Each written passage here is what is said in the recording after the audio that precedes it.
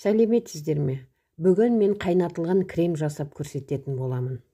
Жасалу жолдары өте оңай, 2-ақ жұмыртқадан дайын болатын қайнатылған крем. Үй жағдайында өте оңай дайындалады. Маған тіркеліп лайк басып кетіңдер қыздар.